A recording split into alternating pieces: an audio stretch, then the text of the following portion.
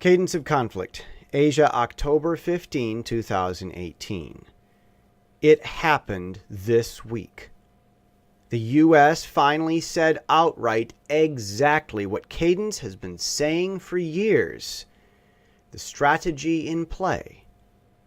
According to a Reuters article via Yahoo News, U.S. Security Advisor John Bolton said, "If they're put back in the proper place they would be if they weren't allowed to steal our technology, their military capabilities would be substantially reduced, and a lot of the tensions we see caused by China would be reduced."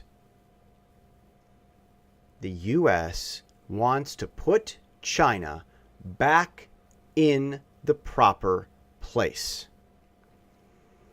If it weren't for one-sided trade deals over the last 2 decades and an accumulation of technology that China neither researched, conceptualized, nor paid for, Bolton thinks China would be as friendly as a cute little house cat, not the bossy tiger it has grown into.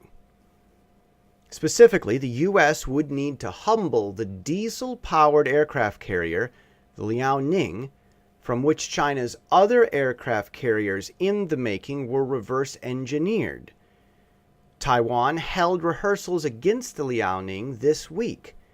In other areas, Taiwan isn't backing down, but announced 30 new international flight destinations this week.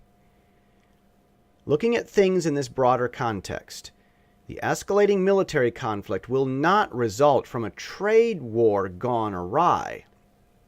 Rather, the trade war was but a small part of a much larger scheme to provoke China into a military conflict sooner than it wanted.